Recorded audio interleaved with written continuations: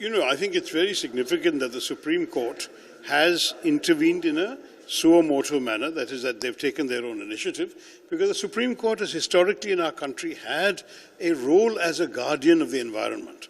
To my mind, this is something we should welcome. But beyond that, when a matter is sub judice, it would not be appropriate for any politician to comment on the merits of the matter.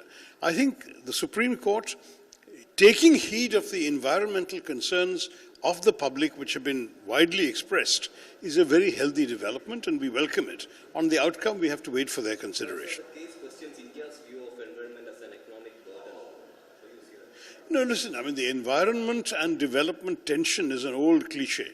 The honest truth is we need development and we also need the environment.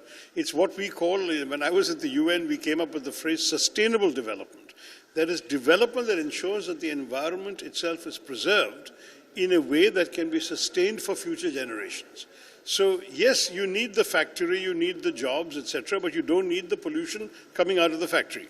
So you need to create something that is environmentally friendly, but that generates both the economic growth, the items required, and the jobs for the workers. This is the kind of sustainable development that is the goal of every country today.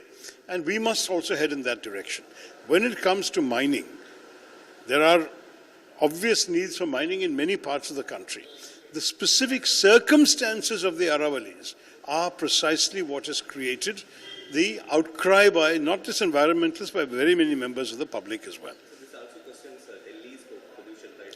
It can have, you see, because mining activities will add more dust into the air, more particles will come. Already we have a very severe problem there. The Aravallis are a natural barrier against the spreading of the Thar Desert eastwards.